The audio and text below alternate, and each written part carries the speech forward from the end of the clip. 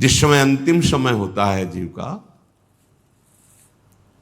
या जिस समय गर्भ में होता है, दोनों स्थितियों में, गर्भ में उसे बहुत जन्मों की याद आती है, तो वो व्याकुल हो जाता है। ऐसे ऐसे कर्म उनके परिणाम से इस गर्भ में, एक बार प्रभु, एक बार मुझे निकाल दो, मैं जाकर के मानव देह में ऐसे सत्कर्म करूंगा, ऐसा भजन करूंगा कि दोबारा मां के गर्भ में ना आना पड़े।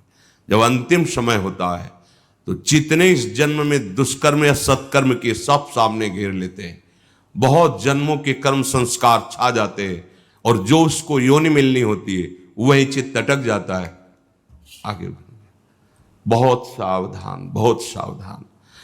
कह रहे हरिराम व्यास जी, 14 लोकों में घूम कर मेरी स्मृति इस समय जागृत, 14 लोकों में घूमा हूं, हर जगह सुख भोग की लालसा में हरि का विस्मरण ही होता रहा। हरि का स्मरण कब होता है अखंड? जब लौकिक सुखों की, भोगों की चाह खत्म हो जाती है। होगी कैसे? भगवान नाम जप से।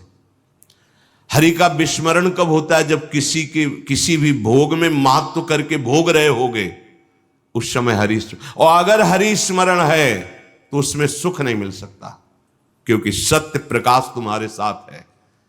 इसीलिए बड़े भाग्यशाली जन हैं जो रात दिन नाम का पहरा बैठा लिए हैं। रात दिन नाम, उठे बैठे चले फिरे खाए पिए सब क्रियाएं हो रही, पर भगवत स्मरण परायण, बड़े महत भाग्यशाली।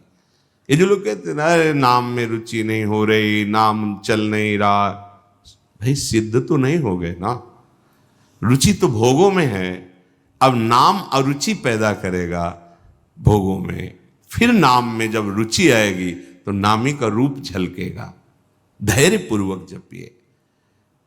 14 भुवनों में घूम आया, इसी स्वार्थ ने सुख भोग की लालसा ने हरि विस्मरण कराया। हरि विसरायो।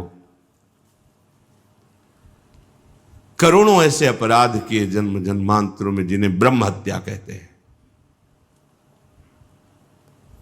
पंच महापाप कहे गए हैं। कैसी बुद्धि मलिन हो गई है कि इन पंच महापापों को हम मनोरंजन समझते हैं, सुख का साधन समझते हैं। मदिरा पीना, पर स्त्री गमन करना, द्वित कीड़ा, हिंसा, स्वर्ण चोरी, ये 5 महापाप कहे। बोले हम तो हिंसा नहीं करते, अगर मांस खाते हो तो हिंसक ही हो, वही दंड मिलेगा जो हिंसा करने वाले को मिला है। वैसे जैसे कोई गौ हत्या करता है और आप मांस खाते हैं, तो बिल्कुल वही हत्या आपको प्रताड़ित करेगी, आपको जलाएगी, आपका नाश करेगी। कोटि गाय ब्राह्मण मारे को ताप पाप उपजायो। ब्रह्म हत्या जैसा पाप लगता है। देखो कैसी मलिनता है। इसको हम आनंद समझते हैं, मनोरंजन समझते हैं। यह है भारी विपत्ति संपत्ति की। बहुत बहुत सावधान। यह ऐसा धुआं उठा है कलिकाल का, मलिनता का, कि पापाचरण में रति है। जैसे निष्ठावान धर्मात्मा पुरुष धर्म से विचलित नहीं हो सकता, ऐसे ही हम अधर्म निष्ठा वाले बन रहे हैं। स्वागत में तो मदिरा ही प्रधान हो रही। कैसा कैसा बुद्धि काम नहीं कर रही। कैसे मंगल होगा, कैसे सुख होगा, जिसे शास्त्र के रचयिता भगवान स्वयं श्री कृष्ण द्वैपायन व्यास देव जी वो कह रहे हैं। ये पंच महापाप है, ये ब्रह्म हत्या के समान है। कैसा कैसा मनोरंजन। मित्र मिले, क्या स्वागत में मदिरा रखी जाए। और बहुत भाई धनी है, ऐश्वर्यवान, तो मांस भक्षण और व्यभिचार, मनोरंजन के लिए द्वैत कीड़ा, दूसरों का धन अपहरण करना, हिंसा करना स्वभाव। क्या हो रहा है? बोले पाप ताप उपजायो, भारी ताप। कल जो है किसी को पूरी चमड़ी सड़ रही है, पूरी चमड़ी चिल्ला रहे, पूरी चमड़ी उधेल रही, खून रक्त ऐसे मक्खियां भिन भिना रही। क्या हुआ? कर्म बिगड़ गया, मानव देह मिली, जीना मुश्किल है, प्रतिपल अब जब तक जिए तब तक वो चीखता रहेगा। अर्थ नहीं है औषधि के लिए, कोई पास नहीं जा रहा है। कैसे आप समझो, जब कर्म अपना दंड देना प्रारंभ करेगा तो कोई तुम्हारी रक्षा नहीं कर पाएगा। बात समझो। हरिराम व्यास जी कह रहे हैं, कोटि गाय ब्राह्मण मारे को ताप पाप उपजायो। आप देश विदेश घूम रहे, आप मांस भक्षण कर रहे हैं, क्या आपको ये जानकारी है कि विधर्मियों ने तलवार की नोक पर उसको पवाने की चेष्टा करते थे तो गर्दन कटवा लेते थे जन, पर उसको कभी जवान पे नहीं रखा, ऐसे चीर दिए गए, स्वीकार कर लिया, पर उन्होंने उसको आज तुम पैसे देके खाते हो, तुम जानकारी करते हो कि जो तुम देश विदेश से घूम रहे हो, गर्दन उतरवाना स्वीकार कर लिया पर चखा नहीं। आज तुम्हारी बुद्धि इतनी भ्रष्ट है कि तुम पैसा देकर उसे खाते हो और अपने को मनुष्य कहते हो, अपने को जो जो भी नाम दो कि हम ये सनातनी, हम ये धर्म में चलने वाले। आप क्या, सनातन भगवान का नाम है, भगवान का नाम सनातन है। तुम भगवान के हो तो भगवान की आज्ञा का पालन करो। तुम्हारे लिए जो बना हुआ आहार है उसे आप पाओ, धर्म पूर्वक चलो। महापाप हम हर्षित होकर करते हैं, बातें बड़ी बड़ी ज्ञान वैराग्य बड़ी उन्नति की बातें करते हैं, और हमारे आचरण कैसे होते हैं। सुधार करो भाई, सुधार कर लो। अगर आपको ये मानव देह मिला है तो संभाल कर लो, नहीं कितनी योनियों में भटकना पड़ेगा अभी पता नहीं। अज्ञान के कारण लगता है देख लेंगे, कुछ नहीं। सावधान हो जाओ। यदि आप जिस पशु का मांस खाते हैं उसी पशु की हत्या का आपको पूर्ण दंड मिलेगा। यानी कि मैं खरीद लाता हूं, मैं कोई हत्या तो नहीं करता, लेकिन आप पा रहे हैं ना, तो वही पाप आपको लगेगा। वही कर्ता प्रेरक अनुमोदन।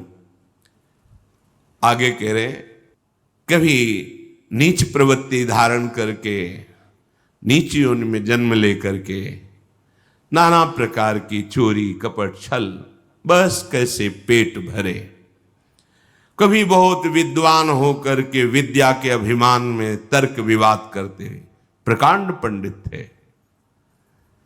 ये जहां भी जाते थे विजयश्री विद्वता से प्राप्त करते थे। तर्क, जिह्वा में ऐसी प्रवीणता थी, कोई इनके सामने टिकता नहीं था। तो वहां फिर नमस्कार, पूजा, सम्मान, वाहवाही। कबहू क विद्यावाद स्वाद लगी, ब्राह्मण हुए पूजवायो। जब कोई प्रणाम करता है, नमस्कार करता है, प्रशंसा करता है, अच्छा लगता है।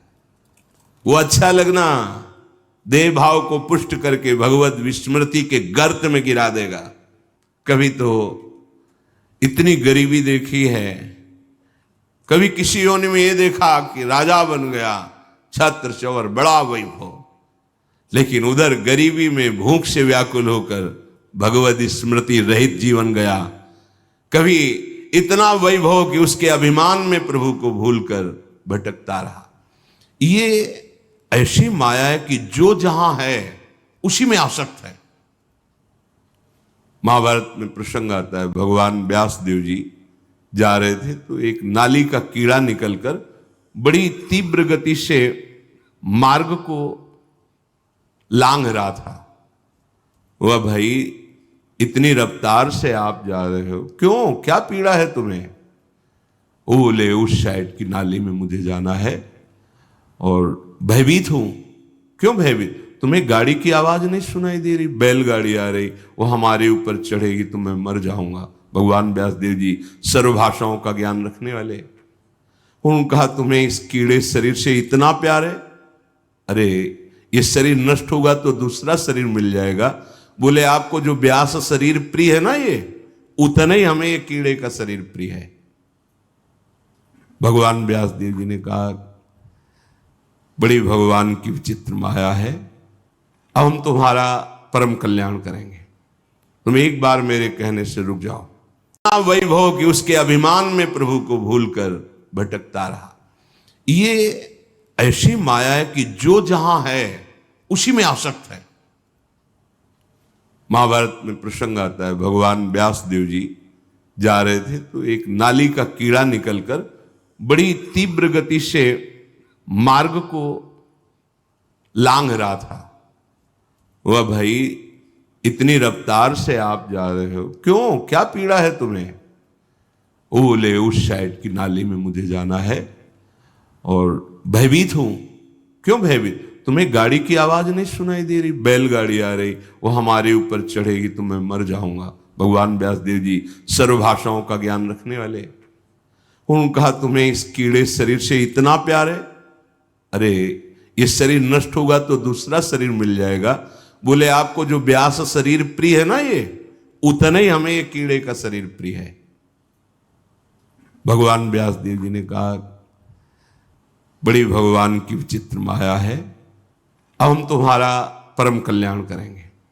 तुम एक बार मेरे कहने से रुक जाओ, अभी शरीर छूटेगा और तुम सुख को प्राप्त होगे, तुम्हें दुख नहीं मिलेगा शरीर छूटने के समय। स्तब्ध किया उसको, वो गाड़ी आई कुचल के मन। उसका फिर चतुर्वर्ण में जन्म हुआ मनुष्य योनि में।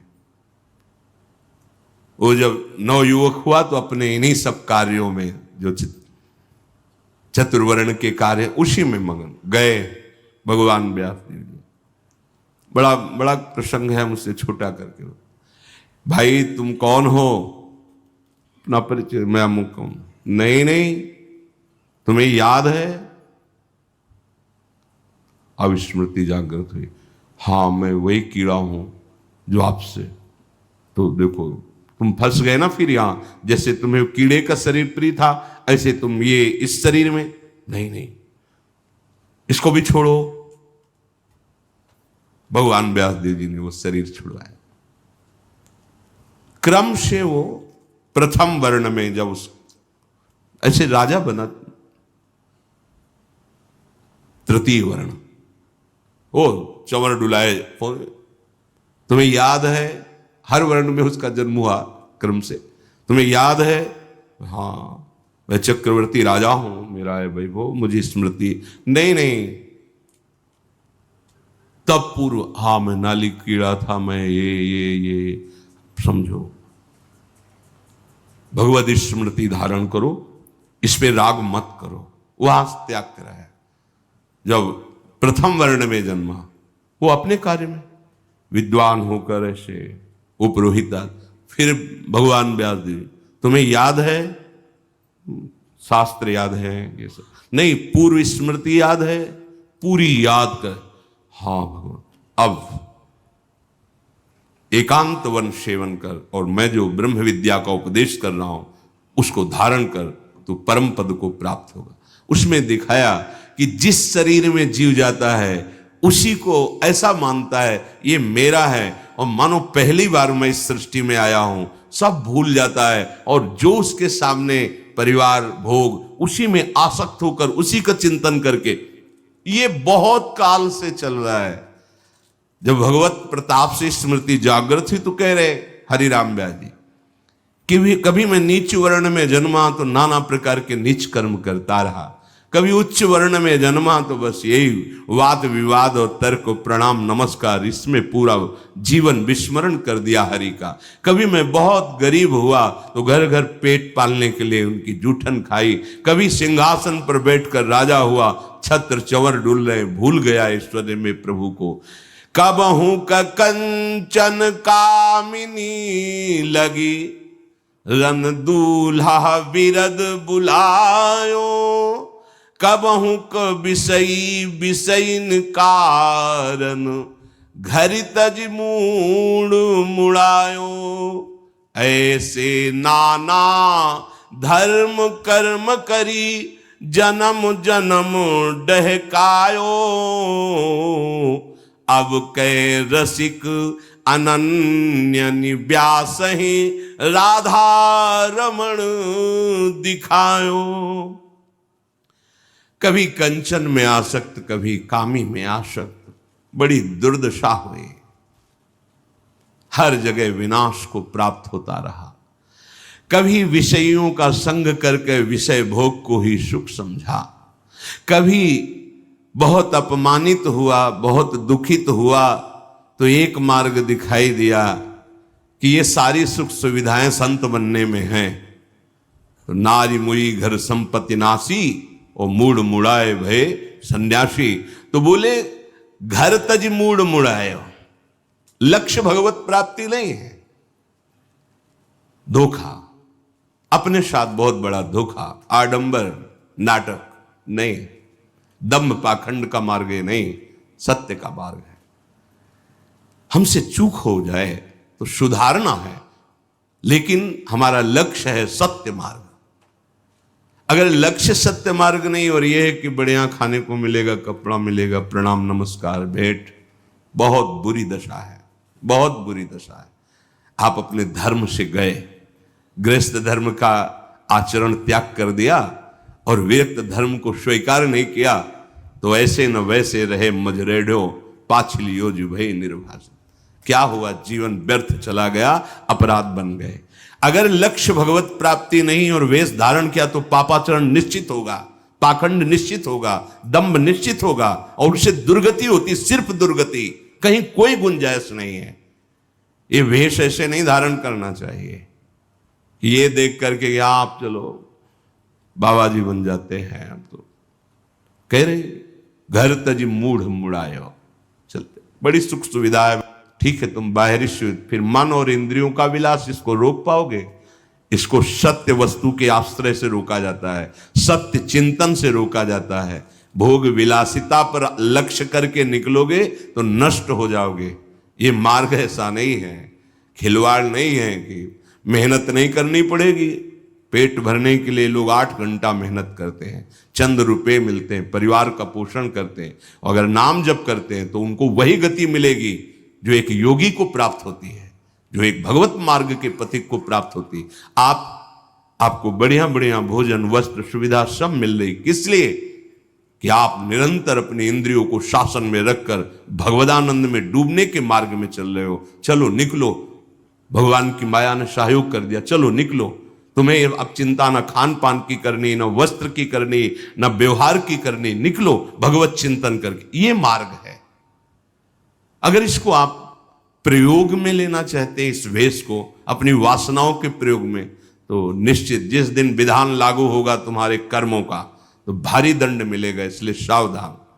हरिराम व्यास जी कह रहे हैं ऐसा भी किया, पर ऐसे नाना धर्म कर्म का करके जन्म जन्म भटकता रहा, लेकिन बात नहीं बनी, ये सब ठगे गए। हम ये जान ही नहीं पाए कि हमारा अंशी प्रभु श्री हरि है और उसका स्मरण करने से ही सब बात बनती है। अब इस जन्म में कृपा हुई, हरिराम व्यास जी कह रहे क्या? अब के रसिक अनन्य ही व्यास है राधा रमण दिखायो। अब की कृपा हो गई और रसिक अनन्यों का संग मिल गया, जिससे राधा रमण जी का साक्षात्कार हुआ। राधा रमण, श्री प्रिया प्रीतम, श्री लाडली लाल। भगवान का नाम सर्व विजयी। अब तो कुछ समझ में नहीं आता, बस एक बात समझ में आती है, ए भाई नाम जप लो जैसे बने। हृदय से कह रहा हूं, हृदय से साफ सुधर जाएगी, साफ क्षमा हो जाएगा, परम पावन हो जाओगे।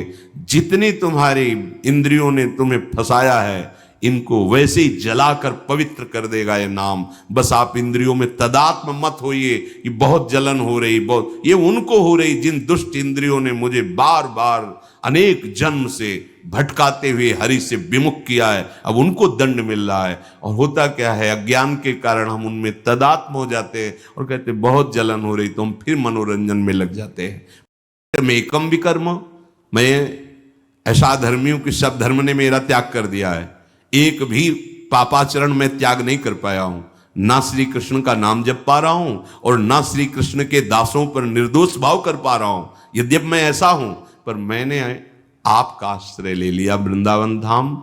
अब मैं ये भी छोड़ रहा हूं कि मुझे क्या करना चाहिए क्या नहीं करना चाहिए, क्या करूं, कहां जाऊं, ये सब अब आपकी शरण में हूं। अब आप संभाल लेना।